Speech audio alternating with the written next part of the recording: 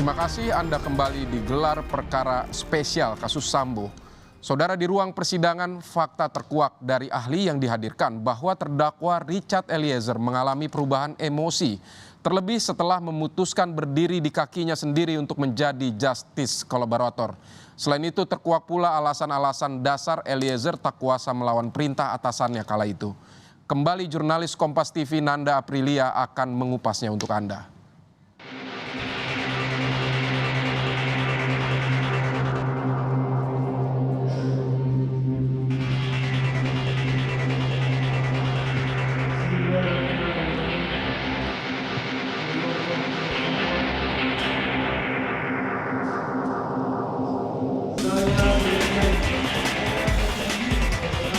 Saudara saksi pakai pada saat kejadian yang mana? PDL? PDL? PDL, oke.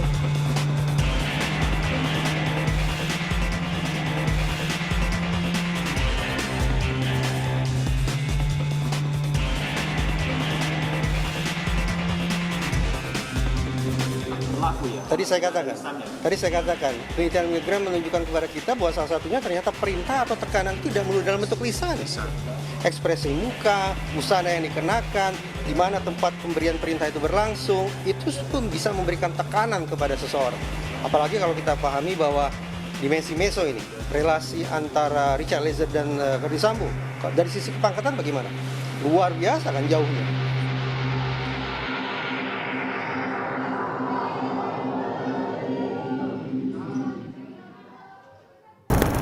Ada yang menarik dari keterangan 3 ahli yang dihadirkan oleh pihak Richard Eliezer di muka persidangan.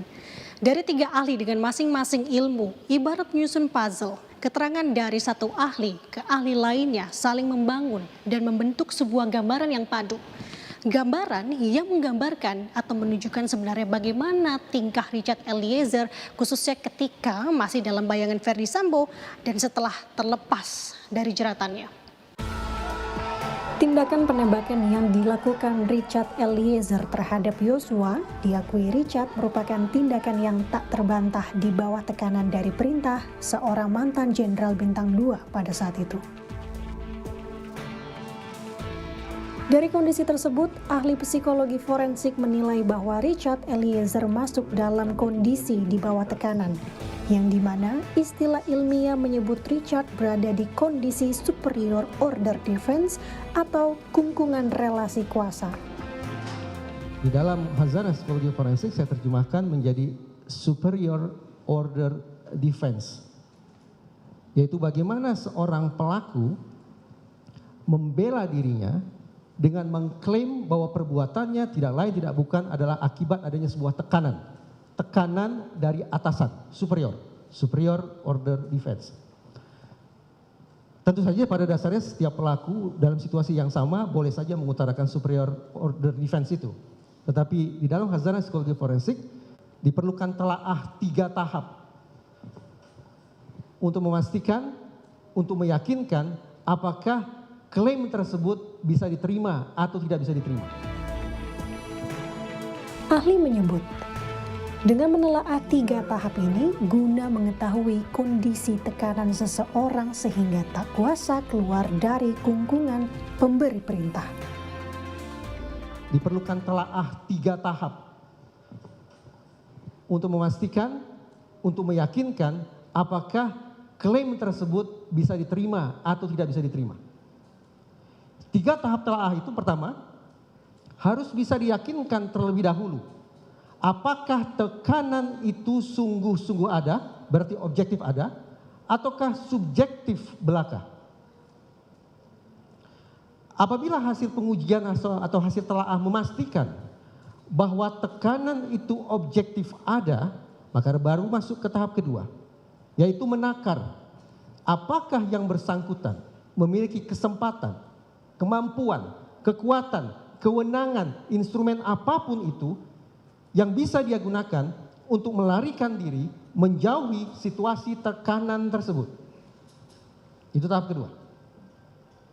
Kalau tahap kedua teryakinkan bahwa yang bersangkutan tidak punya kesempatan, tidak punya kemampuan, tidak punya kewenangan, tidak punya kekuatan atau apapun instrumen lainnya yang memungkinkan yang bersangkutan untuk menjauh dari situasi tekanan tersebut, maka masuk ke tahap pengujian yang ketiga.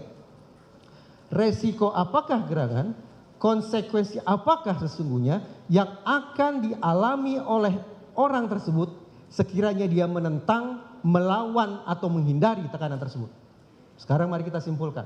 Kemungkinannya ada dua. Kemungkinan pertama, kalau superior order defense tersebut menyimpulkan bahwa seseorang melakukan perbuatan pidana karena tekanan itu objektif ada, dan karena yang bersangkutan tidak punya kesempatan, kemampuan atau instrumen apapun untuk menjauhi tekanan atau mengelak tekanan tersebut, serta yang ketiga, ada resiko atau konsekuensi yang buruk, yang fatal, yang akan dialami oleh yang bersangkutan sekiranya dia menolak tentangan tersebut, maka simpulannya adalah superior order defense bisa diterima. Dipakai pada saat kejadian yang mana? Superior order defense yang dipaparkan ahli sebatas penggunaan seragam pada saat memberikan perintah pun diakui ahli memiliki pengaruh. Karena dari hal ini, penggunaan seragam condong lebih bisa membuat seseorang yang diperintah untuk menurutinya. Sebuah perintah tidak hanya tercetus dari sebuah ucapan yang dilontarkan. Ekspresi wajah hingga tempat pemberian instruksi pun turut mendominasi perilaku seseorang untuk menuruti sebuah perintah. Terlebih melakukan di bawah tekanan. Bang Reza, kan beberapa kali dari pihak FS menolak, mengatakan memberikan perintah menembak gitu ya. Seandainya memang itu tidak ia utarakan, artinya teori Milgram itu tetap berlaku ya? Tadi saya katakan, penelitian Milgram menunjukkan kepada kita bahwa salah satunya ternyata perintah atau tekanan itu tidak melulu dalam bentuk lisan. Ekspresi muka, busana yang dikenakan, di mana tempat pemberian perintah itu berlangsung, itu pun bisa memberikan tekanan kepada seseorang. Apalagi kalau kita pahami bahwa dimensi meso ini, relasi antara Richard Eliezer dan Verdi Sambo, dari sisi kepangkatan bagaimana? Luar biasa kan jauhnya. Dari situ saja sudah kelihatan. Unsur yang pertama, otoritas pihak pemberi perintah memainkan peran sangat dominan, sangat signifikan bagi bawahan yang pangkatnya jauh di bawah untuk melaksanakan perintah jahat. Seolah berada di waktu yang salah, perintah menembak Yosua pun dilakukan Richard Eliezer. Gejolak batin pun terjadi. Hati nurani tak selaras dengan jiwa korsa hingga akhirnya salah kaprah. Ahli etika dan filsafat melihat Richard dihadapkan dua kondisi dikala hari penembakan itu terjadi.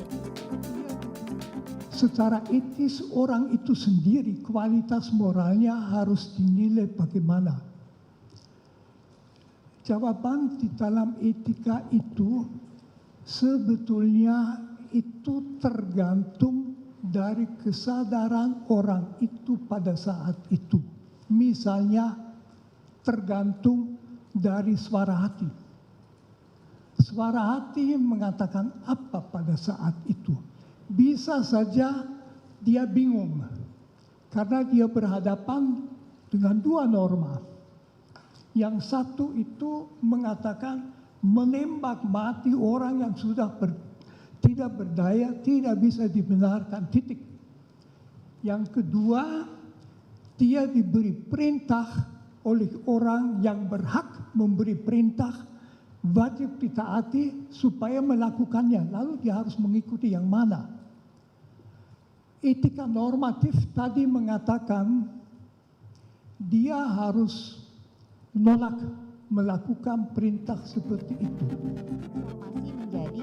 Namun kini Richard Eliezer bagai bangkit dari keterpurukan, perubahan demi perubahan tampak dari diri Eliezer yang saat ini berdiri tanpa keraguan.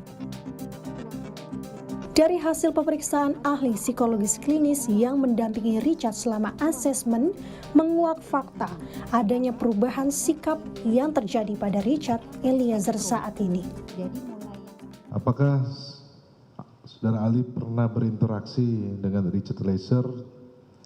Jika iya, bisa tolong jelaskan apa yang dilihat, diamati serta diobservasi dari Richard Eliezer maupun orang terdekat dari Richard Eliezer? Baik, saya pertama kali bertemu dengan Richard itu pada tanggal 15 Agustus 2022 setelah ada permintaan dari para penasihat hukum. Pada saat pertama kali bertemu itu memang kondisinya masih sangat, menurut pengamatan psikologi klinis yang dilakukan, kondisinya masih sangat cemas. Dia banyak sekali mainin tangan, kemudian menjaga tidak ada kontak mata. Setelah itu suaranya volumenya pelan sekali pada yang pertemuan pertama itu. Tapi walaupun pelan, Richard masih mampu untuk mengelaborasi pertanyaan, kemudian menceritakan secara runut juga apa yang terjadi kepadanya. Itu pertemuan pertama. Tapi seiring dengan kemudian pertemuan-pertemuan berikutnya, apalagi setelah Richard didampingi oleh LPSK, itu dia kondisinya jauh lebih tenang, kemudian lebih bisa kontak mata, lebih santai, lebih bisa untuk tektokannya tuh lebih enak. Tapi sempat mengalami sedikit, menurut pengamatan observasi saya, sempat mengalami down sedikit setelah rekonstruksi ya, kalau nggak salah pada saat itu. Sehingga pada saat itu kita juga kembali melakukan terapi untuk membantu dia lebih rileks. Keluar dari tekanan dan terbebas dari belenggu, bagai kalimat yang pas ditujukan untuk kondisi Richard Eliezer saat ini. Dari keterangan ahli, psikologis klinis dan juga psikologis forensik menjelaskan memang ada perbedaan pada diri Richard Eliezer, khususnya ketika dia memilih untuk banting setir menjadi justice kolaborator dan saat ini di dalam payung hukum atau payung pelindung dari LPSK. Tentunya kita berharap secepatnya kasus ini akan terungkap. Nanda Aprilia, Veriska Immanuel, Kompas TV, Jakarta.